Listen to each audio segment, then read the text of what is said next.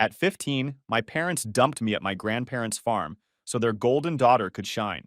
Years later, after I built a life they never expected, they returned demanding support, only to learn my wedding didn't include a single seat for them. Hey, Reddit! My family made it clear who the favorite was, and it definitely wasn't me. So I packed up whatever dignity I had left, rebuilt my entire life from the ground up, and stopped waiting for any of them to act like actual parents. Before I get into all that, here's how everything started. I'm Ryan Harper, 30 now, married, settled, and living a life I built with my own hands. But back then, I was the family screw-up. My little sister Madison, Maddie Harper, was the perfect one. My parents, Deb and Gary, acted like she carried the whole family name on her shoulders, and I was just around to make everything harder. Before things fell apart, the person I spent most of my time with wasn't even family. It was Tyler Brooks. He was basically my brother. We'd game until 2 in the morning, ride our bikes all over the neighborhood, try random sports because we were bored, and make stupid plans about renting some tiny apartment one day and fixing it up ourselves. It was the kind of friendship where you just assume the other guy is always going to be around. Then he wasn't. The accident took Tyler and his parents on the same day. There wasn't even a real goodbye. Just phone calls, a couple adults talking in hushed voices, and me standing there trying to convince myself someone misunderstood something. I don't think 15-year-old me had the mental room to accept that someone who'd been over every weekend for years just vanished. After that, everything in my house felt heavier, like the walls got closer. A few days later, my parents insisted on a family dinner to get things back to normal. They said it like normal was even possible. We all sat down. I barely touched my food. My head wasn't in the room. I could still see Tyler's bike leaning against my garage from the last time he came over. While I was sitting there trying not to fall apart, Deb launched into her usual routine about Maddie's accomplishments. "She's just doing so amazing," she said, hand on her chest like she was announcing a miracle. "Her teachers can't stop talking about her potential." Gary nodded along like he was her manager. "She's setting an example. That's what discipline looks like." Then he looked right at me. "Ryan, don't drag the mood down tonight." Maddie leaned back in her chair, smiling like she was on a stage. "Maybe you could try harder too," she said, acting innocent. But she knew exactly what she was doing. She waited for a reaction. I didn't give her one. I tried talking once. Just one sentence about how weird everything felt without Tyler. Deb cut me off immediately. "Ryan, please, we're trying to have a positive dinner." Gary added, "There's a time and place for your emotions." Apparently, that time and place never existed in that house. I felt invisible. Like the only person who noticed Tyler was gone was me. And even that made me an inconvenience. School after that felt pointless. Every hallway had some memory attached. His empty chair in class made me sick. I stopped caring about homework, about group projects, about showing up. I didn't want to talk to anyone, especially teachers who felt obligated to ask if I was managing okay. I wasn't. I wasn't even close. I started hanging around people who didn't expect anything from me. Guys who didn't ask where I was going after school or why I didn't want to go home. We weren't doing anything impressive. Mostly stupid, reckless stuff because it felt better than sitting still long enough to think. Deb responded by going full martyr. "You're destroying this family," she'd say, hands on her forehead like she was fainting. "Do you know what you're putting us through?" Gary gave speeches that sounded like he practiced them in the mirror. "You're choosing the wrong path. A man takes responsibility."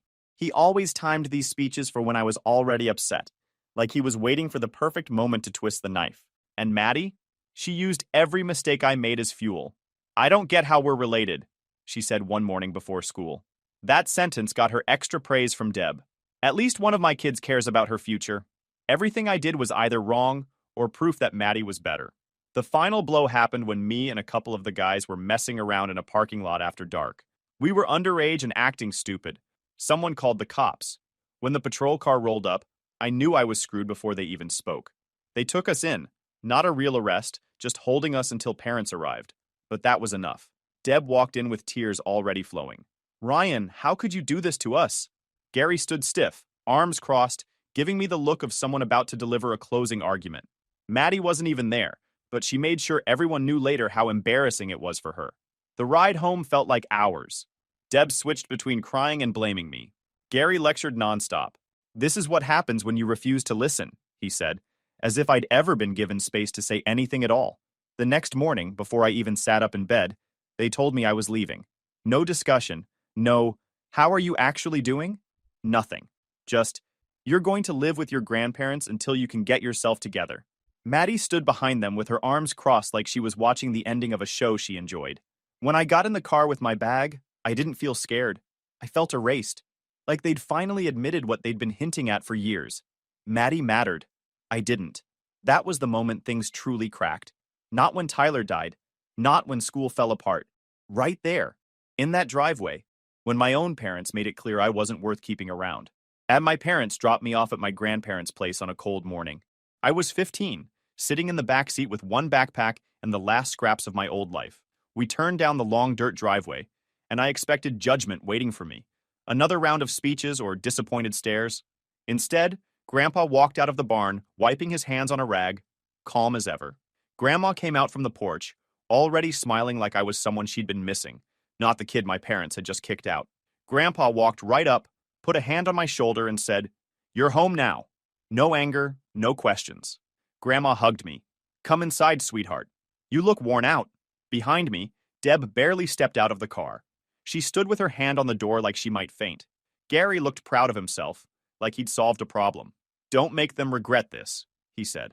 That was his goodbye. Nobody answered him. Grandma didn't even look at them. They drove off, dust rising behind the car until it disappeared.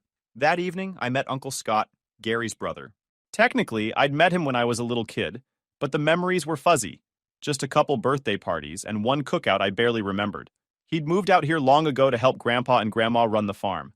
My parents never talked about him much, so seeing him again felt like meeting someone new. He walked in from the far side of the yard, carrying 2 heavy feed bags. He wasn't loud or dramatic, just steady. He set the bags down, nodded at me, and said, "You're Ryan, right? You were tiny the last time I saw you." I nodded, and he held out his hand. "I'm Scott, your uncle." Then he said the 3 things that set the tone for everything that came after. "You're safe here. You gotta rebuild yourself. I'm not giving up on you, but you can't wreck this house." He didn't raise his voice or stare me down, just laid it all out like simple instructions. The first few weeks were awkward. Not because of anything they did, because I didn't know how to react to adults who didn't yell or guilt trip me. I waited for a trap that never came.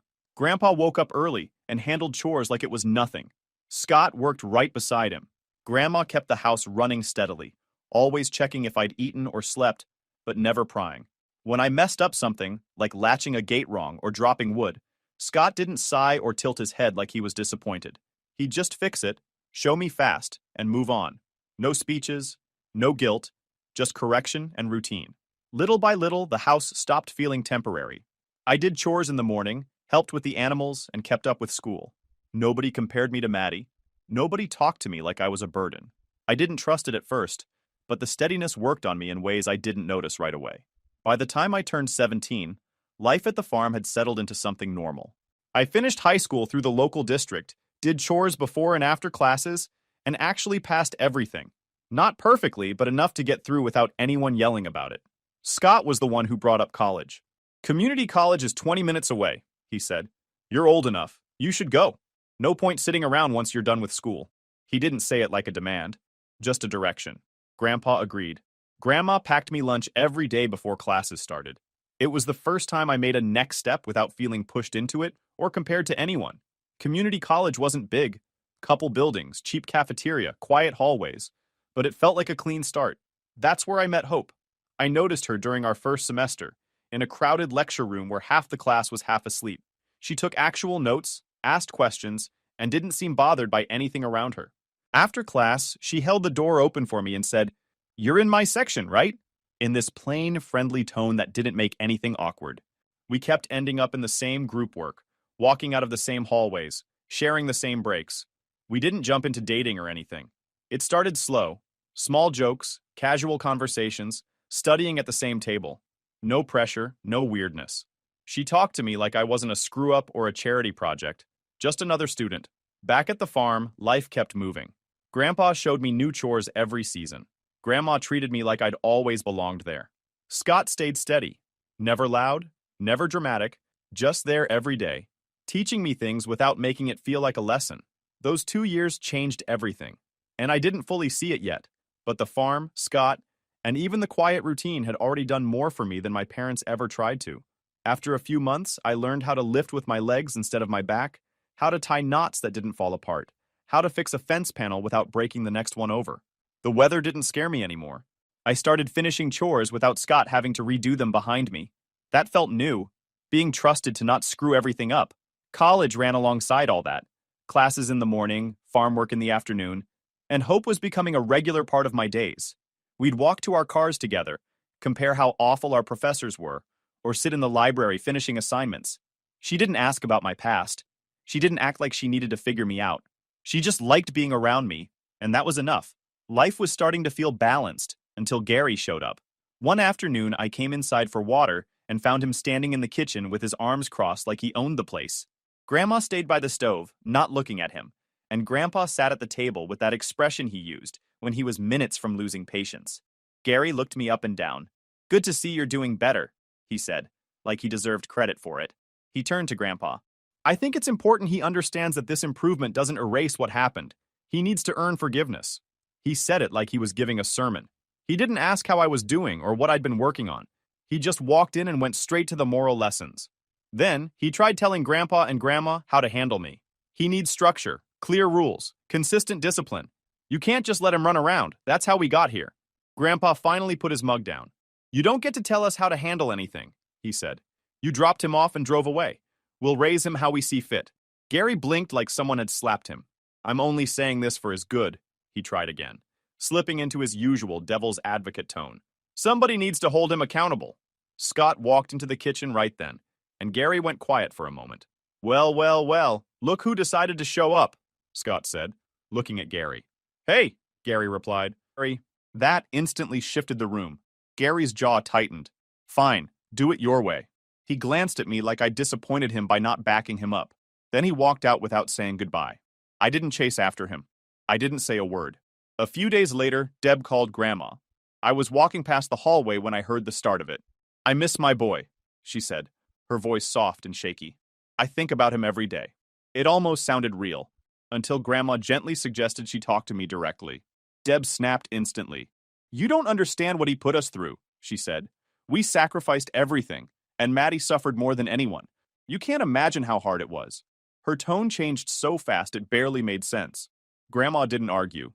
She just said, "I need to finish dinner," and hung up. I heard enough to know it hadn't changed at all. Deb still made everything about her. Gary still pretended he knew what was best from a distance. And Maddie was still their center of gravity. Instead of bothering me the way it used to, it made something clearer. I wasn't going back there. I didn't want to. Whatever family role I used to hold had been replaced years ago, and trying to get it back didn't make sense anymore. On the farm, I was useful. In school, I was passing. With Scott and Grandpa, I was learning. With Grandma, I was safe. And with Hope, I was starting to feel like someone who had potential, not someone who needed fixing. The more my parents tried to reach into my life with guilt or lectures, the more it pushed me toward the people who stayed consistent. I didn't say any of this out loud, not then, but I felt it. Every day I got up, did my work, and kept putting distance between who I used to be and who I was becoming. And Hope kept showing up. Not dramatic, not trying to fix my problems, just steady. The same way the farm was steady. The same way Scott was steady. For the first time in years, my life wasn't falling apart. It was finally taking shape. By the time winter rolled around, things continued the same.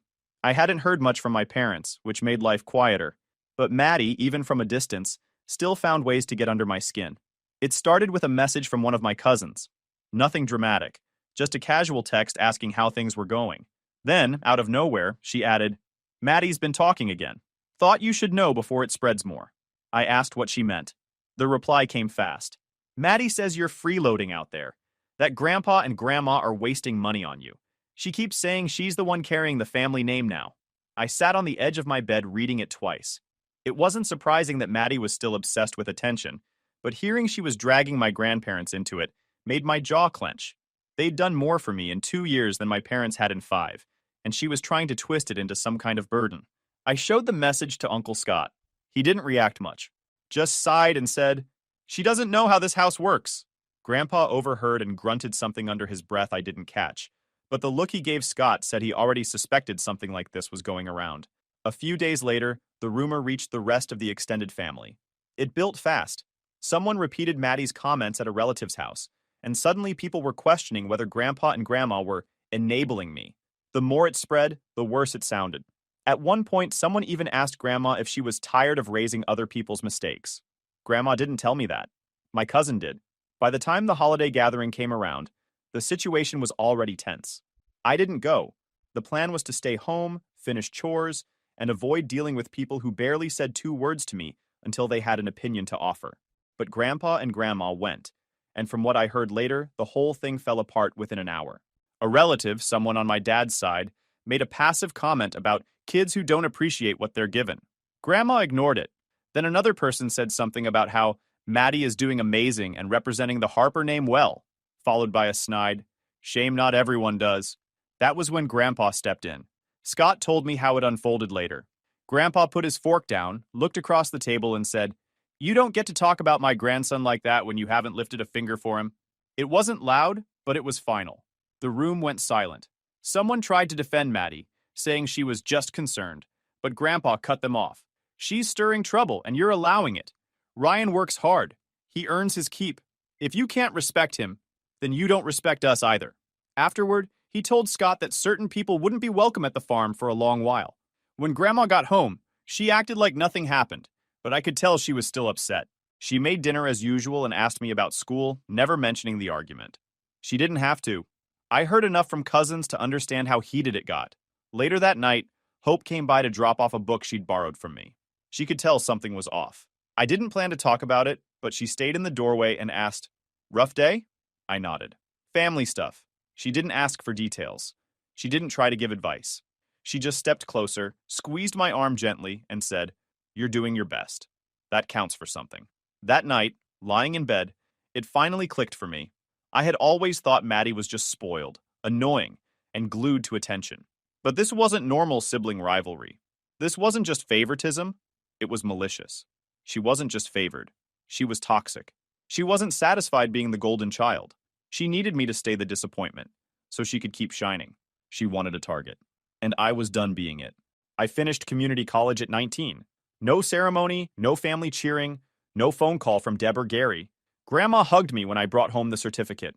Grandpa shook my hand once and said, "Good, now keep going." Uncle Scott grilled burgers that night and didn't say much, but I could tell he was proud. That was enough. I found a telemarketing job a couple months later. It wasn't glamorous, but I was quick with people and learned fast. At first, I just called lists and followed scripts. But after a few months, my supervisor started giving me tougher calls. Then she started letting me handle training for new hires. 2 years in, I got promoted to team lead. A year after that, I became a sales manager. The job had weird hours, but it paid steady. I stayed living with Grandpa, Grandma, and Scott because it made sense. Rent wasn't even part of the conversation. Grandpa would have laughed if I tried offering any. So instead, I covered bills where I could, bought groceries, paid for repairs when something broke, and still helped with the farm whenever I got home early enough. Life felt balanced. Work, farm, nights with Hope, all in the same rhythm. Then one spring, right when the farm got busiest, everything hit at once. Scott hurt his back carrying a feed bag wrong. I heard him drop it and curse under his breath, and when I got to him, he was hunched over, holding the side of his waist like someone had stabbed him. He tried to walk it off, but Grandpa told him to sit down before he made it worse. Grandma brought ice packs. The doctor said it was a back strain. Scott needed rest. Real rest. Problem was, spring didn't care. Chores doubled. Animals needed feeding before sunrise. Fences needed patching after storms. Bills didn't stop. And my job wasn't slowing down either. Our department was behind that month, and I was responsible for getting numbers back up. I started waking up 2 hours earlier than usual to get ahead of the farm tasks. I'd run around hauling feed, collecting eggs, checking the barn, and dragging equipment across the yard, then rush inside, grab a quick shower, sit down with my laptop, and start my shift. I'd work through lunch, finish calls, close the laptop, and head right back outside. By the first week, I felt like someone had pulled the batteries out of my body. My chest hurt from running around, my hands shook from exhaustion, and I started falling asleep sitting up at the kitchen table. Grandma told me to slow down, and Grandpa insisted they could manage, even though I saw his joints lock every time he bent. Scott apologized constantly, frustrated he couldn't help, but none of them told me to stop. They knew the work had to be done. One night after a storm, I was out in the mud with a flashlight fixing a broken fence, rain dripping off my hair, fingers numb around the wire. Every muscle screamed, but I kept going. Not because I wanted to, but because this house saved me, and I wasn't letting it fall apart. Hope saw pieces of it. She brought food, helped Grandma, and never pushed me to slow down. She just fit into the rhythm of the place. Halfway through the season, a cousin sent me a voice memo from a family gathering. Someone asked Gary how I was doing, and he sighed like he'd carried the world on his back. Sending him to Mom and Dad's saved his life, he said. We did what good parents do. Hearing him take credit for abandoning me didn't make me sad. It made something harden. Later, when Hope found me fixing a latch, she saw it on my face. She didn't pry. She just held the gate steady and said, "You're doing good work. They're lucky to have you." For the first time in weeks, some of the pressure eased. Scott's back healed. Grandpa said he was proud. Grandma made my favorite dinner, and Hope stayed steady through it all. That spring nearly broke me. But by the end, I understood something important. My life wasn't built on running from who I used to be. It was built on showing up for the people who showed up for me. By the time I was 24, things on the farm were running steady again. Scott's back had healed. Grandma was still keeping the house moving like a well-oiled machine, and Grandpa had started hinting that I should be thinking about my next step. Not moving out, just building a future that wasn't stuck in limbo. One morning, Grandpa slid a folded paper across the table. "Auction coming up," he said. "Small plot, cheap if the right person bids." Scott leaned over my shoulder to look. "Good land," he said. "Not perfect, but you could build something." I knew what they were trying to say without saying it. It was time for me to have something of my own. I spent the next week doing nothing but running numbers. Everything I'd saved from my telemarketing job wasn't much, but it was enough to take a shot. If I won the land, I'd have nothing left in the bank, but I'd have a start. A place that was mine. A real foundation. Grandpa and Scott went with me the day of the auction. Hope came too, standing close, but not inserting herself. She knew how important this was. The crowd wasn't big. A few older farmers, a couple investors, and the owner of the property, a man named Carson. He shook hands with people, looked everyone over like he already had opinions. When the bidding started, I raised my card with full confidence. I knew I'd have to put everything I had into it, but I didn't hesitate. I raised my card again and again until the auctioneer slammed the gavel. Sold. Hope squeezed my hand so hard I almost forgot to breathe. Walking out of that building with the paperwork felt unreal. Not because I was lucky, but because Grandpa and Scott had backed me without blinking. They believed me when my own parents tried to sabotage it. A few days later, I walked the land for the first time. It wasn't much. Just a few acres of uneven ground, an old fence line, and a long stretch of grass. But it was mine. I spent nights sketching plans for a small house. Nothing fancy. Just enough space to live in without feeling cramped. I didn't even get a week to settle into it before Maddie showed up. I was marking out where a future driveway might go when a loud car came bouncing down the dirt path. 3 girls piled out, all dressed like they were here for a photo shoot. Maddie led the way, sunglasses on, phone already recording. "This place is perfect," she said, spinning in a circle like she owned it. "We're going to get such good pictures." I stepped in front of her. "You need to leave." She blinked like she hadn't heard right. "Relax. It's just photos." "You don't even have a house here yet." "It doesn't matter. This isn't your party spot," she scoffed. "Wow. You're really going to ruin this? You should be grateful anyone even wants to come out here." Her friends laughed. I didn't. "I don't care," I said again. "Get off my land." She stormed back to her car, fake crying loud enough to be heard from the road. By the time she got home, she'd already spun the story. Deb and Gary started blowing up Grandma's phone, acting like I'd attacked Maddie for no reason. A few days later, Gary showed up to check on his parents. He cornered me near the barn. "You need to be more understanding," he said. "She's young. She didn't mean anything by it." "She showed up without permission," I said. "That's it." Gary shook his head. "You can't keep pushing people away. And that land, are you sure you can handle it? Don't embarrass yourself." Before I could respond, Scott stepped out of the barn. "You don't get to dump him here and then act like you raised him," he said. "He's doing more for this family than you ever did." Gary tried his devil's advocate tone. "I'm only trying to help." "No," Scott said. "You're not." Gary didn't stay much longer. That evening, I drove Hope to the land. The sun was low, the sky orange. I didn't have speeches planned. I didn't have a ring from some fancy store. I had her hand in mine and the place where our future might be. I proposed. She said yes. When we told Grandpa, Grandma, and Scott, all 3 reacted the way real families should. Grandma hugged Hope first. Grandpa nodded once like he'd been expecting it. Scott clapped me on the back hard enough to make me stumble. Standing on that land later that night, I made a quiet decision. My future was here, with the people who stayed, with hope, with the life I was building brick by brick, not with the ones who tried to tear it down. Building the house took every spare hour I had. I'd finish my shift for the telemarketing job, close the laptop, and drive straight to the land. Some days I spent hours leveling ground or hauling supplies. Other days I was measuring boards under a flashlight because the sun had already gone down. It was stressful, tiring, and a lot rougher than I expected, but it never felt pointless. Hope came whenever she could, handing me tools, marking boards, bringing food, acting like she'd been part of this life forever. The farm stayed steady during that time until one morning when everything stopped. I woke up to Grandma yelling for us. Grandpa was slumped over at the kitchen table, gripping his chest. He wasn't passed out, but he looked pale and confused. Scott reacted instantly, helping him stand while I grabbed the truck keys. We got him into the passenger seat. Grandma climbed in the back, and Scott stayed behind to call the clinic ahead of us. The drive felt longer than it was. Grandpa didn't say much, just held his chest and took slow breaths. At the clinic, they rushed him inside for tests. The doctor came out later and told us it wasn't a heart attack, but it was close enough to be a warning. Grandpa needed rest. Real rest. No heavy lifting, no long hours, no "I'll be fine" speeches. We brought him home with new medication and instructions. He hated the attention, but followed orders because Grandma stared him down until he agreed. News travels fast in families that pretend they're close. By that afternoon, Grandma's phone started buzzing nonstop. The first call she put on speaker was from Deb. The second she heard Grandma's voice, Deb burst into loud, dramatic crying. "I can't believe this is happening to us," she sobbed. This is horrible." Grandma tried saying Grandpa was okay, but Deb didn't listen. She kept going, talking about how she was stressed, how she couldn't handle bad news, how hard this was for her. Not once did she ask how Grandpa actually felt. Not once did she ask if we needed help. Then Gary got on the call.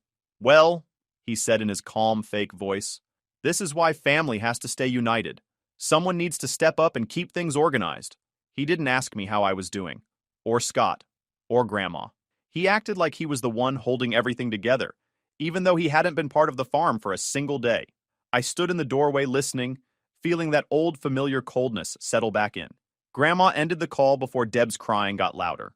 The next day, Maddie showed up in a shiny car with tinted windows. She jumped out wearing clothes that looked borrowed from a fashion blog, holding her phone like she was filming a reality show. "Oh my God," she said loudly, hugging Grandma dramatically. I rushed over the second I heard. She didn't ask about Grandpa until after she'd updated her status online. Then she turned to me. "Ryan, don't stress Grandma today, okay? She doesn't need your moods." She walked into the house like it was hers, organizing things nobody asked her to touch, telling Grandma which chores she shouldn't worry about anymore, even though she didn't actually do any of them. Later, she walked out to the barn and pointed at Grandpa's truck. "I need this," she said. "My friend wants to shoot some pictures at a rustic location. The truck is perfect." "No," I said. "Grandpa's not well. We need the truck here." She rolled her eyes. "You're being dramatic. It's just for a couple hours."